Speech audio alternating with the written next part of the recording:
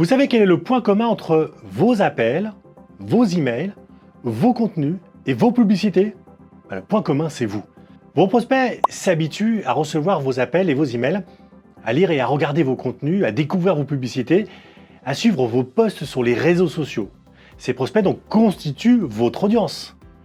Et si vous profitiez justement de transformer cette audience en communauté, et si vous transformiez vos habitudes pour passer au marketing des relations. Oui, la communauté, c'est donc le marketing du futur. Et le futur, ça se prépare maintenant. Récemment, j'ai lancé une formation de personal branding. Je vous mets d'ailleurs le lien juste en dessous en description. Et après la mise en ligne, j'ai reçu pas mal de félicitations, mais surtout pas mal de questions. Et parmi ces questions, il y en a certaines qui m'ont interpellé.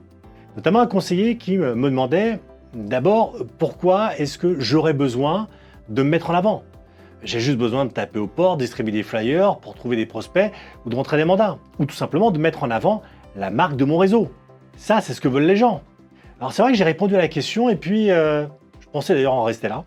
Mais plus je réfléchissais, plus je me disais que je ne pouvais pas me contenter de ça. Parce que je sais que beaucoup d'entre vous se posent la même question ou le même genre. Et cette question, on pourrait d'ailleurs la formuler autrement avec d'autres mots. Pourquoi je devrais changer de méthode pour acquérir des clients?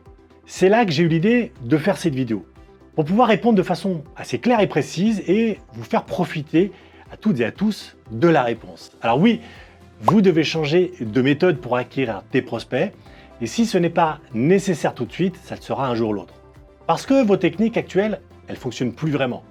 Parce que demain, elles ne fonctionneront d'ailleurs même plus du tout. Parce qu'on est rentré dans l'ère du marketing de relations. Alors qu'est-ce que c'est que ce truc-là?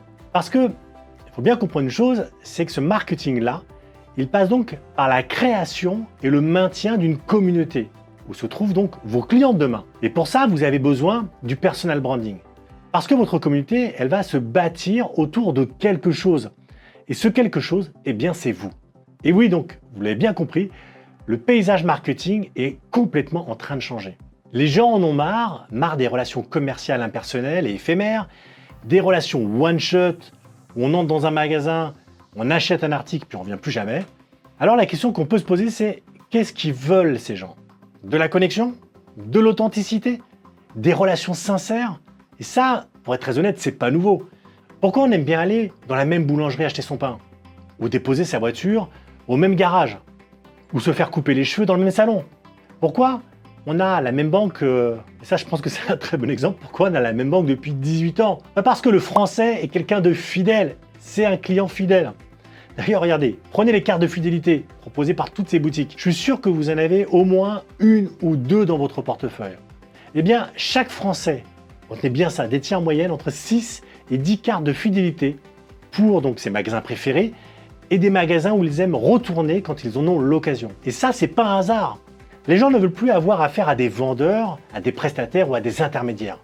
Ils veulent avoir affaire à des partenaires, des gens qui les accompagnent, qui font un bout de chemin avec eux, qui leur apportent quelque chose au-delà du produit vendu ou du service rendu. C'est pour ça que les actions marketing habituelles marchent de moins en moins bien. Aujourd'hui, vos actions de conseiller immobilier sont ponctuelles, basiques et pas du tout ciblées. Regardez, vous faites... Alors, en disant ça, je veux blesser personne, mais regardez, vous faites aujourd'hui du flyer, de la pige, des informatifs d'email. Vous ne parlez à personne en particulier. Alors oui, vous captez du lead, et puis vous passez à autre chose avant de recommencer. Votre marketing, il se limite à donc une action égale un résultat, puis une autre action et un autre résultat, etc., etc., etc. Et puis vous refaites la même chose tout le temps pour toucher de nouveaux prospects. Et puis vous tournez en rond, un peu comme le hamster dans sa roue. Et donc à chaque fois, il faut faire le même travail de captation et d'acquisition et de conviction. Il faut mettre beaucoup d'efforts dans des actions à court terme. Vos prospects, ce sont donc juste des gens qui passent par là, qui passaient par là. Vous les avez chopés pour leur vendre un service, c'est tout. Un peu comme un marché, quand le poissonnier vous attrape pour vous proposer le kilo de sel à moitié prix. Et ça, c'est complètement en train de changer. Parce que le marketing de demain, il sera communautaire. Il fonctionnera d'ailleurs autour des groupes. Demain, le conseiller immobilier, il devra bâtir une communauté solide, mais autour de sa personne.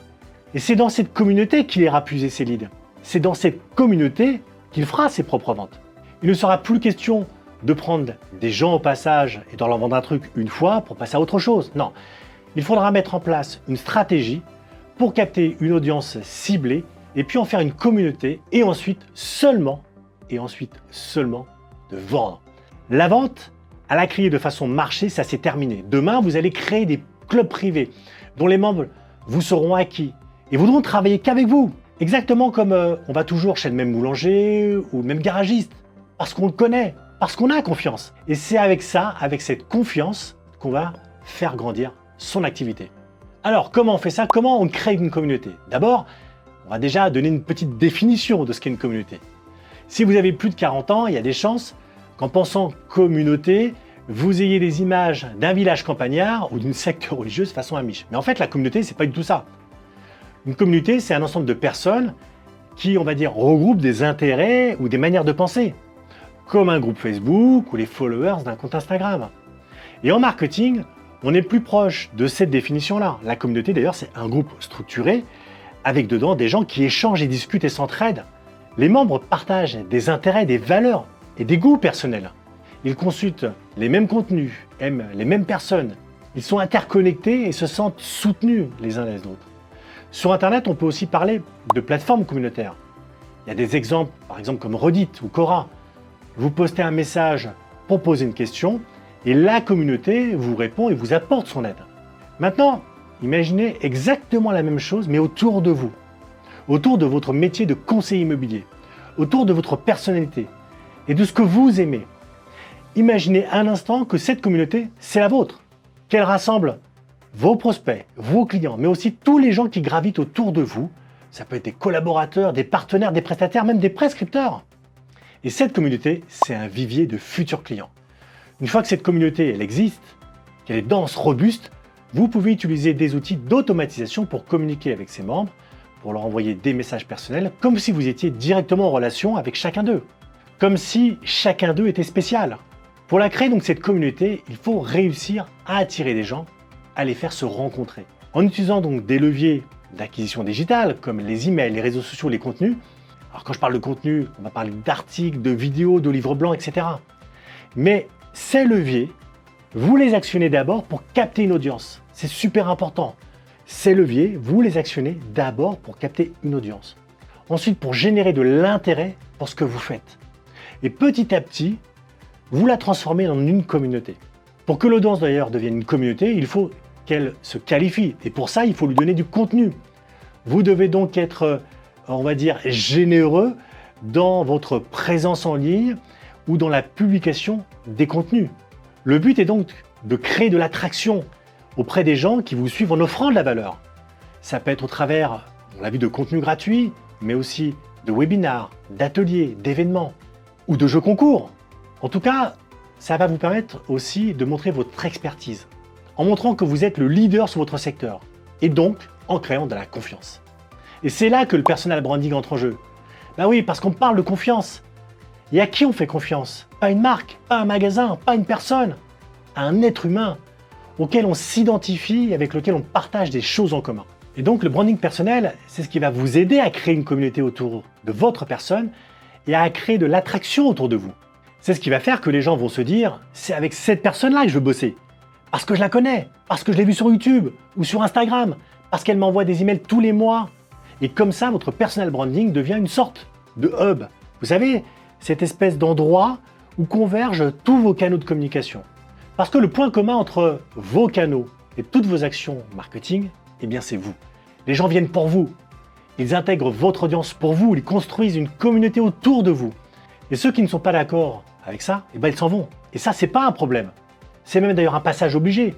Quand vous allez passer à une audience, à une communauté, il y a forcément un écrémage. Il y a plein de gens qui vont partir et c'est normal. Tout le monde ne peut pas vous aimer. Mais ça, c'est donc la bonne nouvelle. C'est que ceux qui resteront le feront par conviction. Ce seront des gens donc, qui auront les mêmes intérêts, le même état d'esprit que vous, et ils ne vous lâcheront pas.